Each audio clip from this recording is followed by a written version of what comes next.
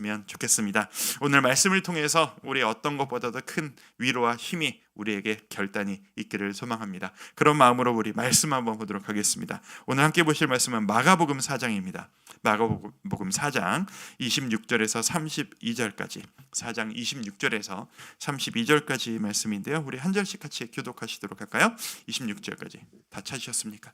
네, 같이 한번 제가 먼저 읽도록 하겠습니다. 또 이르시되 하나님의 나라는 사람이 씨를 땅에 뿌린 것 같으니 그가 밤낮 자고 깨고 하는 중에 씨가 나서 자라되 어떻게 그리 되는지를 알지 못하느니라. 땅이 스스로 열매를 맺되 처음에는 싹이요 다음에는 이삭이요 그 다음에는 이삭에 충실한 곡식이라. 열매가 익으면 곧 낫을 대나니 이는 추수 때가 이르렀음이라. 또 이르시되 우리가 하나님의 나라를 어떻게 비교하며 또 무슨 비유로 나타낼까?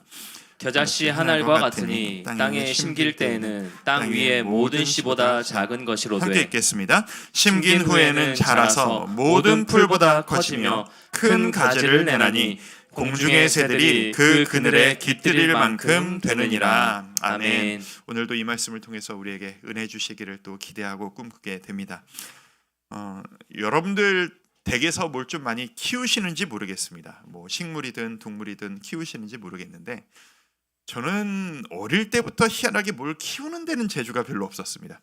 뭐 많이들 키우시는 이제 뭐 반려견들이라고 불러야 된다면서요. 반려견들, 개를 키워본 적도 없었고 식물을 키우고 화분을 관리하는데도 그닥 관심이 많은 편은 아닙니다. 이게 제가 그냥 제 역량이 작아서 제 한 몸 간수하기도 벅찬 사람인가 봐요. 항상 뭔가를 좀 관리하고 키우면은 항상 그렇게 별로 끝이 항상 좋지가 않았습니다. 이 사역자로 일을 하다 보니까 가끔씩 성도님께서 저를 사랑해 주시는 마음으로 이제 화분 같은 거를 가끔 선물해 주실 일이 있어요. 그래서 화분을 주시면서 항상 뭐라고들 말씀을 하시냐면 목사님 이건 진짜 키우기 쉬운 화분이에요. 절대 죽을 리가 없어요. 하루에 한 번씩 아니면 일주일에 한 번씩 요만큼만 물 주시고 그냥 놔두셔도 알아서 큽니다. 절대 안 죽어요. 아 그런가요? 제가 성도님 생각하면서 잘 한번 키워보겠습니다. 이번엔 한번 도전해 볼게요 라는 마음으로 가져와서 있는 그대로 하는데 희한한 일이죠. 저희 집에만 오면 다 죽어요. 그냥 이상하게 다 죽어요. 3, 4년 전이었나요? 제가 한 그때쯤에 분당우리교에서 교구 사역을 할 때 한 성도님을 신방을 했던 기억이 납니다. 한 성도님이 이제 감사하게 직장에서 진급을 하셔서 축하드린다고 신방을 했더니 이분이 진급 축하 화분을 너무 많이 받으셨다라는 거예요. 그래서 이게 제가 받은 것 중에서 제일 키우기 쉬운 거라고 그쪽에 조금 조예가 있으신 분이었거든요. 난 하나를 주셨어요. 제가 난이라고 하는 게 만만치 않은 거라는 걸 저도 알고 있었던지라 집사님 저는 이거 자신 없어요. 전 이거 못 키워요 라고 했더니 전문가적인 입장에서 이거는요 목사님 하루에 한 번씩 물을 요만큼 받아서 이렇게 담궜다가 빼고 그냥 놔두시면 알아서 큽니다. 안 죽습니다. 알겠습니다 집사님. 한 번 더 도전해 보겠습니다. 제가 눈으로 보고 관리하려고 집에 안 가져가고 사무실에다가 놨어요. 사무실에다 놓고 아침마다 물을 주고 키우는데 아니나 다를까 시들시들 이파리가 사가지기 시작하는 거예요. 이파리가 변하는 거예요.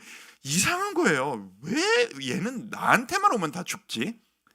근데 그 사무실에 뭐 아시다시피 교육자가 워낙 많으니까 그 사무실에 계시던 그 교구 여전도사님 중에 한 분이 그 화분을 보다가 마음이 아프셔가지고 지나가다가 저한테 이렇게 말씀을 하시는 거예요. 목사님 그거 제가 좀 도와드려도 돼요?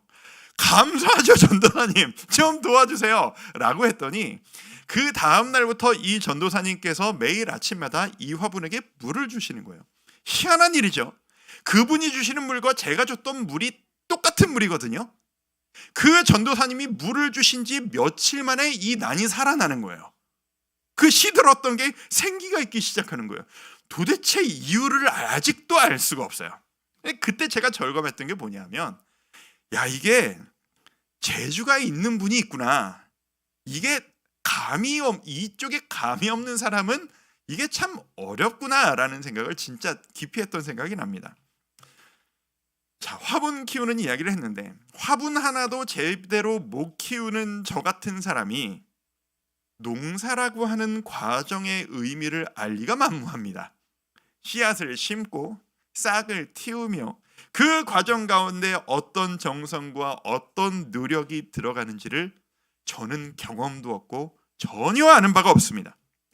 근데 오늘 이 말씀을 보니까 예수님께서 씨를 심고 싹을 틔우며 열매 맺는 이 두 가지의 비유를 얘기를 하시면서 하나님의 나라, 천국에 대한 이야기, 구원과 성장과 양육에 대한 이야기를 해주시는 것을 보게 됩니다. 이 당시 이 이야기는 지금으로부터 약 2000년 전에 저 중동 지역에 모든 사람이 씨를 심는다라고 하면 그 숨겨진 의미가 무엇인지, 씨를 맺고 열매를 맺고 그 성장한다고 하면은 그 숨겨진 이 의미가 무엇인지를 모두가 다 아는 상황에서 그렇게 하신 이야기라고 우리는 이해해야 합니다. 이 이야기가 하나님의 나라, 전도 이런 것들을 이야기하면서 많이 언급되어지는 말씀이다 보니 이 말씀을 보시면서 오늘은 전도 이야기로구나, 그런 마음으로 우리의 어떤 기대감을 좀 한정짓지 않았으면 좋겠다라고 하는 소망이 오늘 저에게 있습니다. 이 하나님의 나라라는 것은 어떤 의미에서 전도, 복음 전파에 대한 이야기이기도 하지만 이것은 양육에 대한 이야기이기도 하고 하나님 나라에서 성장하는 것에 대한 그 기대감에 대한 이야기가 될 수도 있습니다. 저는 오늘 성도님들과 함께 이 말씀을 통해서 우리가 가장 구원받기를 바라고 우리가 가장 양육받고 성장하기를 바라는 대상인 우리의 가족들, 그 가족들에 대한 우리의 소망, 그것을 바라는 우리의 마음에 대해서 우리 한번 생각해보고 기도하는 시간을 가져보고 싶습니다. 오늘 이야기는 두 개의 이야기로 구성되어져 있습니다. 짧은 두 개의 이야기입니다. 이 짧은 두 개의 이야기를 가지고 세 가지 주제로 나눠서 여러분들과 말씀을 한번 나눠보려고 합니다. 자, 첫 번째 주제입니다. 구원은 누군가의 열심으로 만들어지는 것이 아니다라는 겁니다. 같이 한번 읽어볼까요? 자, 시작. 구원은 누군가의 열심으로 만들어지는 것이 아니다. 자, 예수님께서 오늘 본문 말씀을 통해서 이런 식으로 말씀하십니다. 이야기를 풀면 이런 이야기예요. 얘들아, 하나님의 나라는 마치 어떤 사람이 씨를 땅에 심는 것과 같아서 씨를 뿌리는 것은 그 사람이 한 일이지만 그 이후에 싹이 나고 열매를 맺을 때까지 이 씨앗 안에 어떤 일이 일어나고 있는지는 씨 뿌리는 사람은 알 길이 없단다. 씨를 뿌릴 뿐이고 뿌렸으니 너무나도 당연하게 싹이 나겠지, 너무나도 당연하게 열매를 맺겠지라고 기대하며 기다릴 뿐, 뿌린 사람은 그저 그렇게 기다렸다가 어느 날 열매를 맺었네 라고 하면은 거두면 될 뿐이다 라고 하시는 말씀이 오늘의 이 첫 번째 이야기 말씀입니다. 혹시 농사를 좀 지으시거나 우리 광주 모현 지역에 그런 분들이 많으신데 텃밭이라도 좀 가꾸거나 경험이 있으신 분들은 아마 이런 생각을 지금 하고 계실 수도 있어요. 농사라는 게 씨 뿌리고 열매 맺는다는 게 그렇게 쉽게 되는 과정이 아닙니다. 그 과정 가운데 얼마나 노력이 많이 들어가는지 아세요? 얼마나 많은 애씀이 들어가는지 아십니까? 라고 생각하시는 분들이 여러분 중에 지금 있으실 수도 있겠다 생각이 듭니다. 하지만 이 이야기는 농사란 어떤 것이다 라는 설명의 포인트가 있는 이야기가 아니라는 것은 여러분도 아실 것입니다. 사람의 구원, 변화, 그리고 성장이라는 것은 이런 것이다 라는 강조와 비유로 우리는 이 이야기를 받아들이셔야만 합니다. 저는 이제 공부를 하다 보면 이제 역사와 철학, 무슨 시대 사조 이런 것들을 공부를 하다 보면 절감하는 것들이 하나 있습니다. 뭐냐 하면 이 시대가 인류 역사상 참 희한한 시대예요.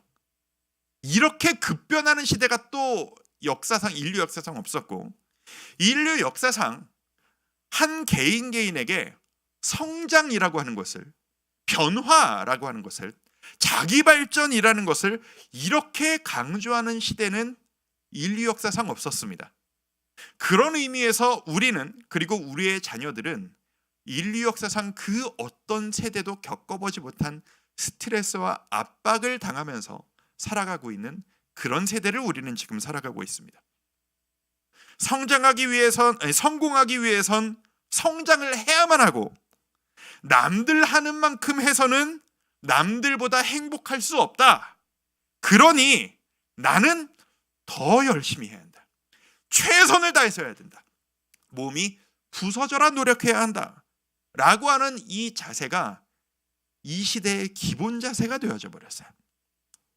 그런데 이게 뭐 어쩔 수 없는 건지 안타까운 건지는 모르겠습니다만, 이 시대의 정신, 열심히 해야 돼, 최선을 다해야 돼, 이 정신이 이 세대를 살아가고 있는 우리들, 이 교회에도 그대로 흘러들어와서 오늘날 교회가 옛날의 교회와 좀 달라지고 있다는 걸 여러분 아세요? 교회 안에서도 열심히가 들어와 버렸어요. 열심히 하지 않으면 안 된다라고 하는 기본 자세가 우리 신앙인 안에도, 하나님 앞에서 우리에게도 이게 들어와 버렸어요. 신앙생활도 열심히 최선을 다해서 그 누구보다도 헌신적으로, 그 누구보다도 더 많이 빼놓지 않고 내 할 수 있는 최선을 다해서, 때로는 내가 진심이 아니어도, 내가 기쁘지 않아도 열심히 하니 하나님 저에게 복 주시옵소서. 이게 오늘날 교회를 다니는 우리들에게 생겨버린 열심이라고 하는, 어떻게 보면 약간 비틀려진 우리의 신앙생활의 모습, 이렇게 되었다는 것을 우리는 인정하지 않을 수가 없습니다. 근데 여기서 문제는 뭐냐 하면, 제가 오늘 하고 싶은 이야기는, 뭐 내가 나 스스로를 하나님 앞에 더 아름다운 사람이 되기 위해서 내가 스스로 노력하는 건 누가 뭐라고 하겠어요? 어떻게 보면 아름다운 일일 겁니다. 문제는 내가 나 스스로의 변화를 위해 스스로 애쓰는 것이 아니라 이 열심을 다른 사람에게 갖다 댈 때가 문제입니다. 다른 사람들을 내 열심으로 구원시키고, 내 사랑하는 사람들을 내 열심으로 변화시키고 성장시키려고 하는 노력, 그게 우리에게 파생적으로 문제를 일으킬 때가 너무 많다라는 것입니다.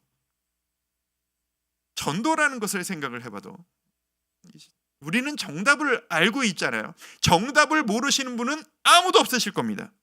우리는 복음을 전할 뿐이고, 이 복음을 믿게 하시고 결단하게 하시는 분은 누구시다? 하나님이시다. 그러니까 우리는 전하는 것으로 우리의 의무를 다한 것이다. 이걸 모르시는 분이 어디에 있어요? 그렇죠? 근데 우리의 현실에서는 어떤 일이 일어나느냐? 들은 얘기예요. 제 이야기가 아니고. 고생해서 아내 혼자 신앙생활을 하는 분이 남편을 수개월간 공을 들이셔서 교회로 모시고 왔습니다. 예배하는 내내 내가 은혜 받는 게 아니라 이 사람이 은혜 받느냐에 집중하느라 내가 은혜를 못 받습니다. 그러다가 중요한 시간이 됐어요. 목사님이 앞에서 설교를 하시는데, 믿고 예수 그리스도를 마음에 영접하실 분은 자리에서 일어나십시오, 막 지릅니다. 일어나라고.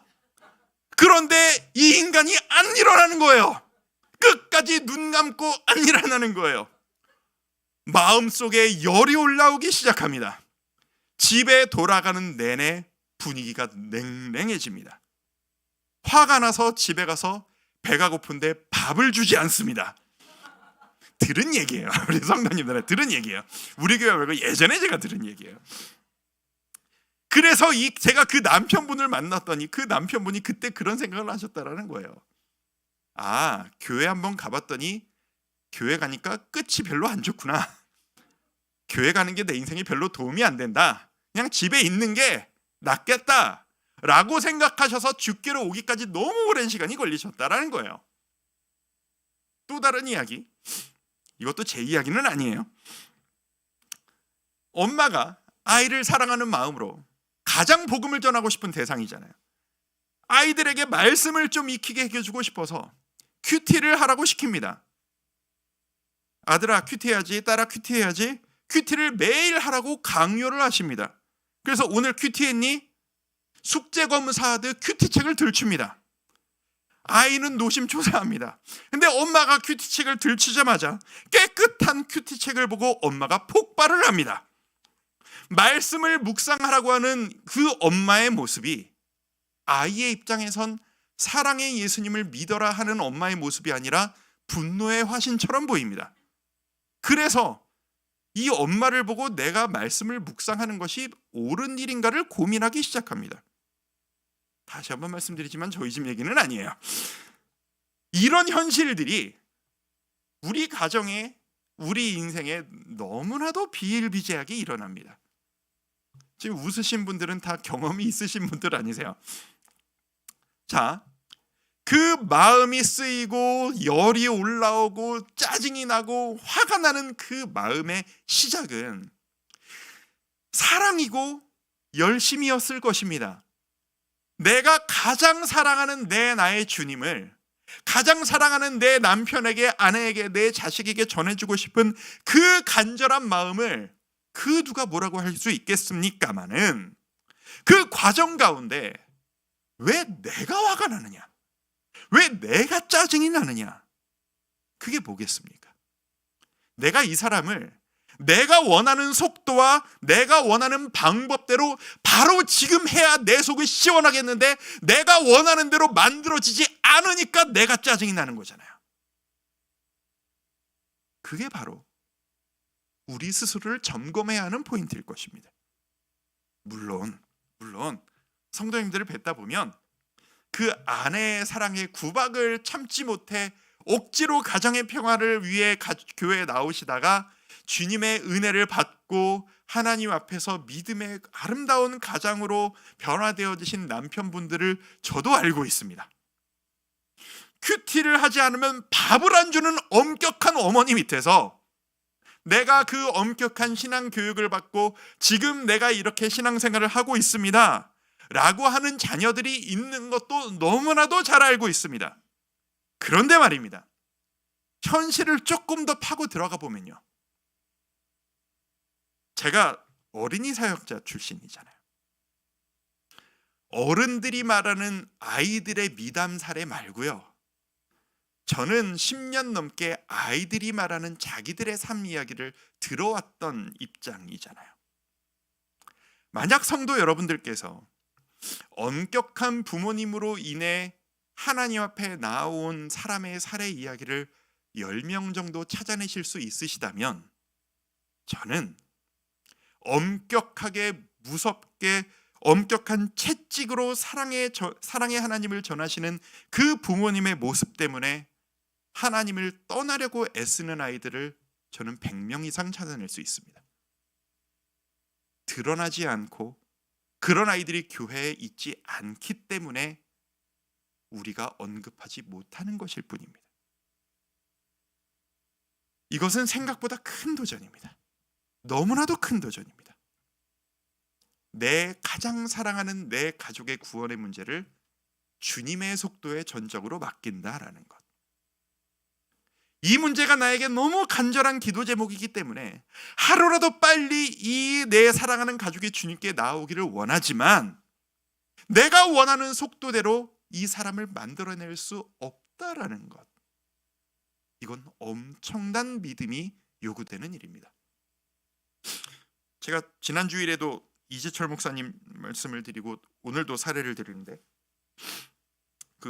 아시는 분은 아시겠습니다만 이재철 목사님이 아들이 셋 있으신데 이 아들 셋 중에 2명이 방송 일을 해요. 한 명은 얼마 전에 유명해진 그 콘테스트에 나와가지고 유명해진 그 가수고, 한 명은 방송 유튜브하고 MC하고 이런 일을 해요. 유명해지니까 이 이재철 목사님이 아이들을 어떤 식으로 키우느냐가 화제가 돼서 인터뷰가 나오고 책이 나오고 했던 적이 있습니다. 제가 이 이재철 목사님이 자녀관, 양육관에 대해서 하신 인터뷰의 한 대목을 보고 충격을 받았던 적이 있습니다. 이게 되나?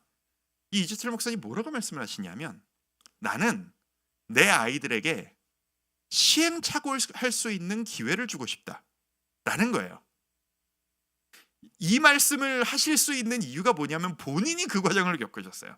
너무 힘들게 신앙생활의 환난과 고통과 이렇게 끝까지 가셨다가 돌아오셔서 주님의 은혜로 변화되신 케이스이시기 때문에 이분은 스스로 아신다라는 거예요. 누가 압박한다고 해서 이 아들이 돌아오는 게 아니라는 것을, 주님께서 역사하셔야 한다는 것을. 그래서 나는 이 아이들을 기도하되 이 아이들에게 강요하지 않는다. 좀 극단적인 사례인 것 같아요. 저는 그렇게까지 할 자신이 없어요. 그런데 본질적으로 이 말이 틀리다고 하기는 참 어려운 것 같아요. 저도 상상을 한번 해봅니다. 목사의 가정이지만 제 아들이, 제 딸이 만약에 커서 나중에 주님을 모르고 주님과 멀리 떨어져 있다라고 한다면 나는 그 아이를 가만둘 수 있을까? 너무 큰 도전일 것 같아요.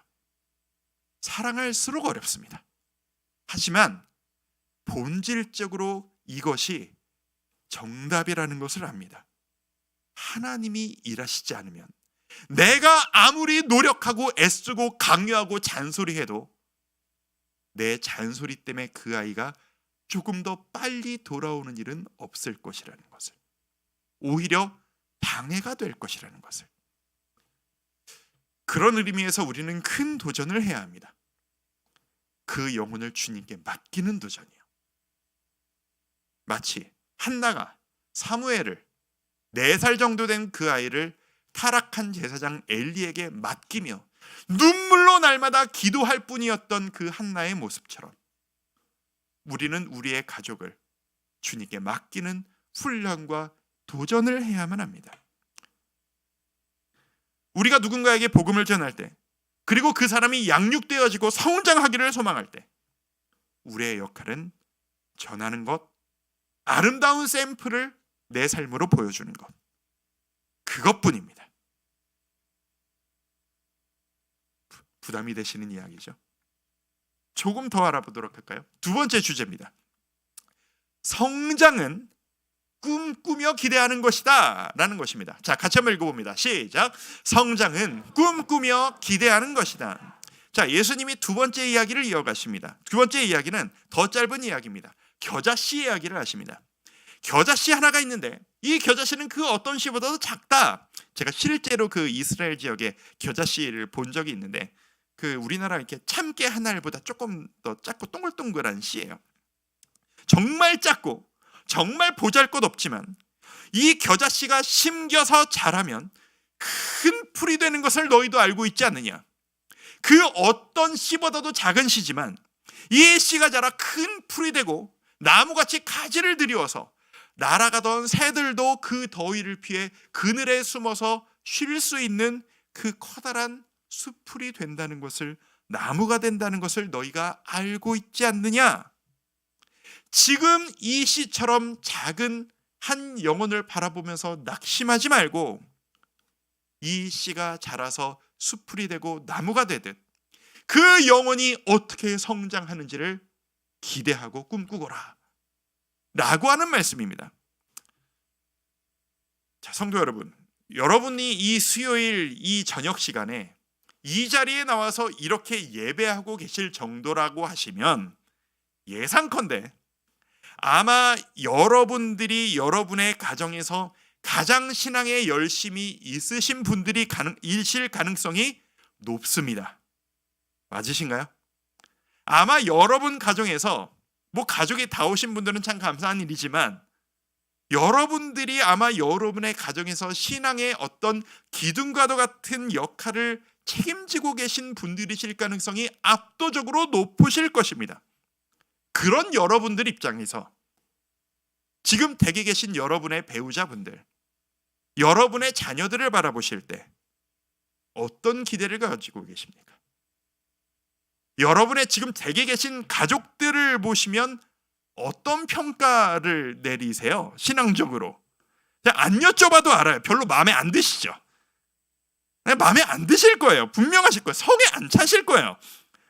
뭐 약속도 잘 안 지키고 아무리 보채도 따라오지도 않고 나만큼 하지 않고 뭔가 성에 안 차실 거예요. 아무리 애써도 내가 원하는 만큼 움직여지지 않는 그 모습이 겨자씨와 같다고. 왜 이렇게 약하냐고. 왜 이렇게 안 움직이냐고, 부족하다라고 느껴질 때가 있지 않으세요? 그렇게 느끼신다면 이 말씀은 여러분들을 위한 말씀입니다.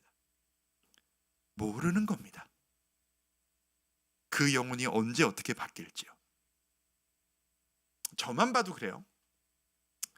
제가 지금 목사가 되어서 여러분들 앞에서 이렇게 설교를 하고 이렇게 막 떠들고 이야기를 하고 있지만, 어릴 때의 제 모습은 진짜 보잘것없는 사람이었어요. 볼품도 없고 능력도 없고 자신감도 없고 리더십도 없고 아무것도 없었어요. 공부만 좀 했어요. 공부만 잘하면 최고 아니냐 하시겠지만 저는 그러지 않았어요. 저희가 공부를 열심히 하고 잘해서 저희 부모님은 저를 너무 자랑스러워하고 좋아하셨지만, 저는 제가 공부를 열심히 하고 어느 정도 한다라는 것 때문에 친구들과 별로 친하지 못했거든요. 어릴 때의 제 모습은 항상 친구들 앞에서 말 한마디 제대로 못했고, 선생님이 학교에서 공부를 그래도 초등학교 때 뭐 이럴 때는 중학교 초반까지는 그래도 이렇게 내노라 하게 공부를 또 했던 입장이긴 했어요. 그러니까 선생님들한테 주목을 받잖아요.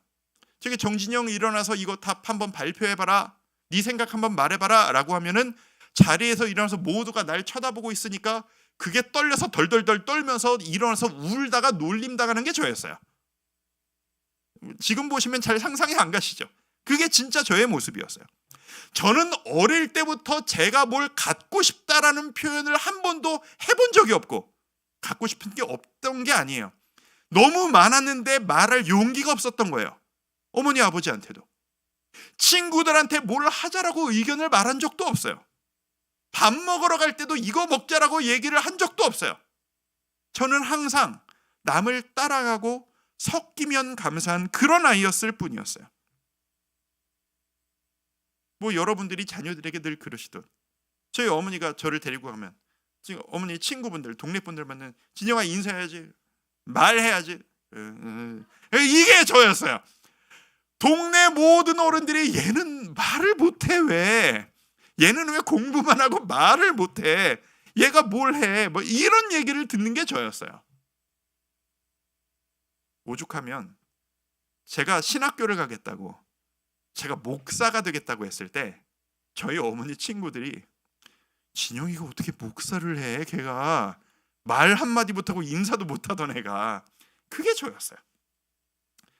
그런데 말입니다, 제가 원한 것도 아니었고 부모님도 원하신 것도 아니었고 그 누구도 꿈꾸지 않았는데, 재수를 하면서 인생의 쓴맛을 보고 방황하면서 돌아다니던 20살의 청년이었던 제가 갑자기 하나님이 제 속에 불을 쑥 집어넣어 주셔서 갑자기 제 마음속에 마음이 불타오르기 시작했고, 이 주의 길을 가겠다고 결단하는 그 순간 제가 바뀌었어요. 제가 원해서가 아니라 제 속에 들어왔던 불이 제 성격을 바꿔놓았고 제 캐릭터를 바꿔놓았고 제가 할 수 있는 것들을 바꿔놨어요. 옛날의 저와 지금의 저는 완전히 다른 사람이에요. 다른 사람은 모르겠는데 적어도 저에 대해서는 제가 너무 잘 알아요. 제 변화는 주님께서 만들어 주셨어요. 제가 여러분들이 보시기에 저에게 어떤 유익될 만한 어떤 모습이 만약 하나라도 있다면 그건 제가 노력해서 만들어낸 게 아니라 제 속에 쑥 들어와 주신 성령님이 저를 주권적으로 바꿔주신 역사였어요. 그 말 없고 얌전한 애들이, 제가 항상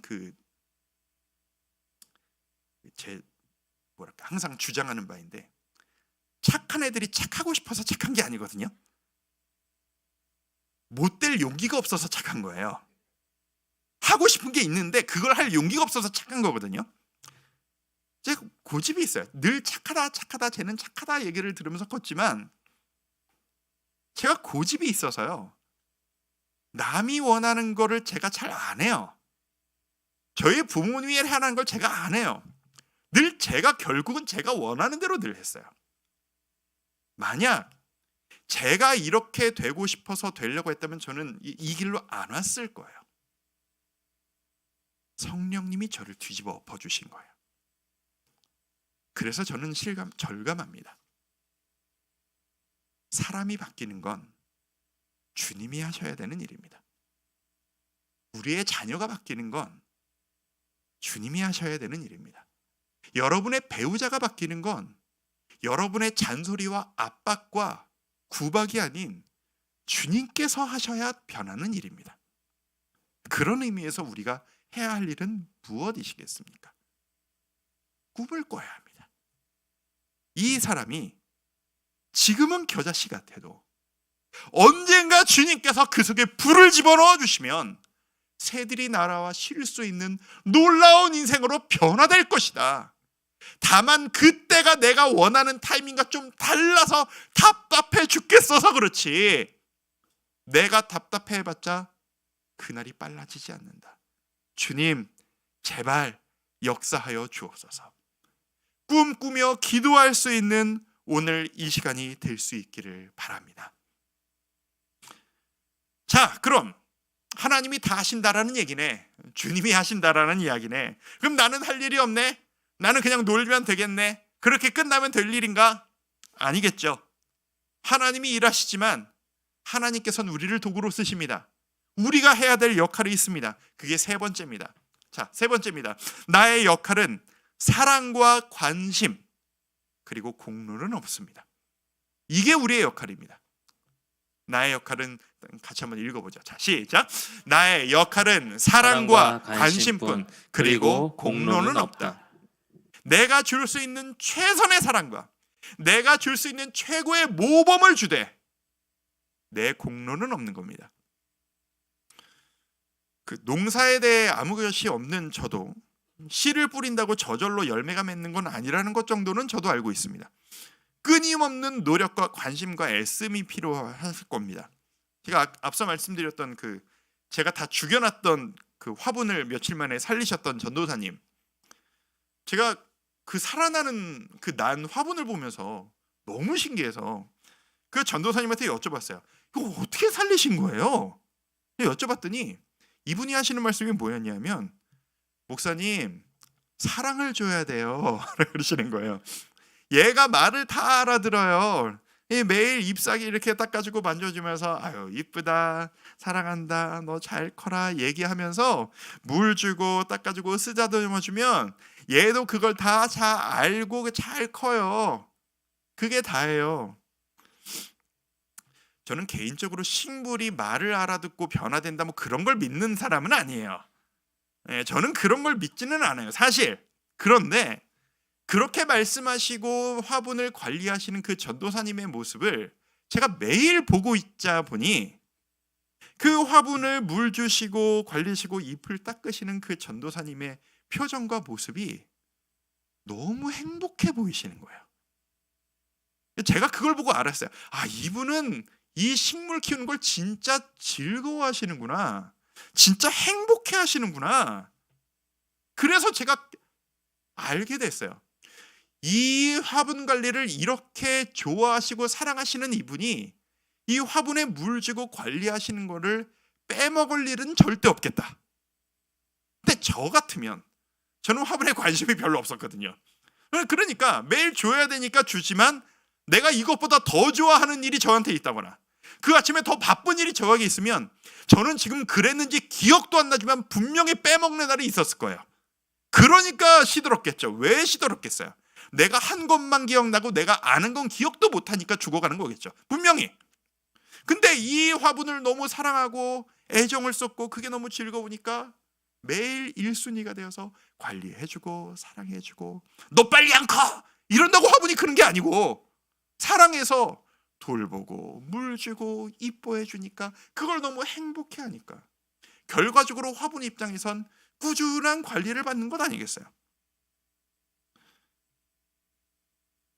가족이 변화되기를 원하십니까, 성도 여러분? 내가 먼저 변화하는 것이 필요합니다. 내가 내 가족에게 잔소리와 압박이 아닌 사랑을 주어야 합니다. 여러분의 모습이 복음을 가진 자로서 사랑의 모습에 어울리는 모습이 되시기를 바랍니다.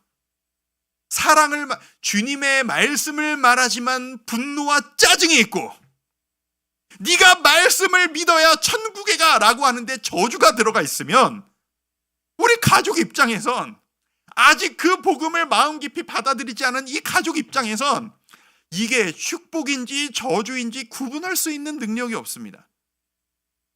우리가 사랑의 모습을 가져야 돼요. 내가 이 축복의 메시지를 전하는 것이 너무 행복해서 너무 기쁘다라는 그 모습이 말 내용이 아닌 내 표정과 내 모습과 내 행동으로 배어져 나와야 해요. 그게 우리가 구원과 성장과 양육을 기대하는 우리 가족들에게 보여야 할 우리의 모습이라고 저는 믿습니다. 잘못하면 혼내는 일이 있으셔야죠. 따끔하게 혼내는 일이 있으셔야죠. 대신에 분노는 담지 맙시다. 내 감정을 씻지는 맙시다. 사랑을 담아 합시다. 그리고 그렇게 노력하고 있는 나의 모습 자체가 우리 가족들에게 메시지가 될 수 있도록 한번 노력해 보지 않으시겠습니까? 그리고 변화와 성장의 본 게임은 이 내 사랑하는 남편의, 아내의, 이 아이의 원래 주인이신 주님의 속도에 맡겨드립시다. 오늘 예배 드리시고 열심히 기도하시다가, 축복하면 오늘 기도할 텐데 축복하시고 집에 돌아가시면 내가 뜨겁게 기도하며 꿈꾸던 것과는 전혀 다른 모습으로 널브러져 있는 가족들을 보시게 될 겁니다. 내가 널 위해 이렇게 울면서 기도하면서 왔는데 네가 이 꼬라지로 이러고 있어? 할 일도 안 하고 그러고 널브러져 있어? 집안 꼴이 이게 뭐야? 라고 여러분의 마음을 무너뜨리시는 가족의 모습을, 여러분의 남편의 모습을 여러분은 보시게 될 겁니다. 낙심하지 마십시오. 원래 그런 사람들이었습니다. 우리의 잔소리 때문에 아닌 척하고 있었을 뿐입니다. 그 모습은 이 사람들의 완성된 모습이 아니라는 것을 기억합시다. 지금은 겨자씨 같지만 언제 어떻게 얼마나 크게 변화시키실지 우리는 모릅니다. 주님의 때에 주님께서 일하실 것입니다. 그런 의미에서 우리가 우리의 가족들을 축복하고 우리의 배우자를 축복하고 부모님과 자녀들을 축복했으면 좋겠습니다. 내일 모레 우리 금요일부터 우리 청소년부 수련회가 시작되어집니다. 저는 이 시간들을 위해서, 저도 교회를 위해 기도하면서 우리 청소년부 수련회를 위해서 기도하면서, 이제 우리 교회 청소년부가 아직 숫자가 그렇게 많지는 않아요. 이제 수련회 때 이제 10몇 명 정도 되는 아이가 1박 3일 동안 교회에서 처음으로 잠을 자고 수련회를 진행하면서 정말 중요한 시간을 갖게 됩니다. 저는 개인적으로 어릴 때 열심히 공부를 했어야 했기 때문에 어릴 때 청소년기에 수련회를 단 한 번도 참석해 본 적이 없었던 입장에서 이 아이들이 이 시간을 정말 행복하게 누렸으면 좋겠다라고 하는 꿈을 꿉니다. 저는 진짜 간절히 소망합니다. 이 아이들, 중학생, 고등학생 아이들 얼마나 힘들어요.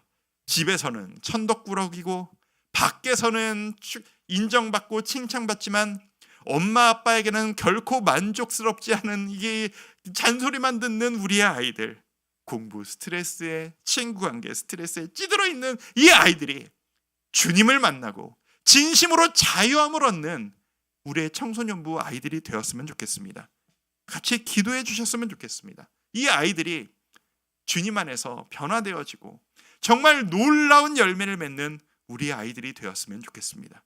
마찬가지로 우리 교회 유치부, 초등부, 우리 청년들, 이 영혼들을 통해 하나님이 어떻게 일하실까요? 우리 가족들을 통해 주님께서 어떻게 일하실까요? 우리 기대할 수 있기를 바랍니다. 선포하며 나아갔으면 좋겠습니다. 하나님께서 놀랍게 일하시기를 바랍니다. 오늘 그런 의미에서 우리가 함께 찬양하고 축복하며 기도할 때, 지금 제 말씀을 들으시면서 계속 여러분 머리에 떠올리셨던 여러분의 가족들, 그 가족들을 이 자리에 함께 있지 않더라도 머릿속에 떠올리면서 축복하는 시간을 한번 가져보고 싶습니다. 오늘 찬양할 텐데 오늘 첫 번째로 할 찬양이 이 찬양이에요. 하나님은 너를 만드신 분, 너를 가장 많이 알고 계시며 하나님은 너를 만드신 분, 너를 가장 깊이 이해하신단다. 그의 생각 셀 수 없고 그의 자비 무궁하며 그의 성실 날마다 새롭고 그의 사랑 끝이 없단다. 그 주님께서 너를 변화시킬 거야. 당신을 변화시키실 거야. 사랑하는 가족들을 위해서 날마다 기도하시지만 민망해서 해본 적이 없어서 화냈다가 축복하기는 조금 이상해서 대놓고 축복하시기가 민망하셔서 많이 해본 적 없으신 분들 계시죠? 이 시간 이 찬양의 힘을 빌어서 이 가사의 힘을 빌어서 우리 머릿속으로 떠올리며 축복하며 한번 노래해 볼까요? 하나님은 너를 만드신 분, 함께 한번 찬양하며 나아갑니다.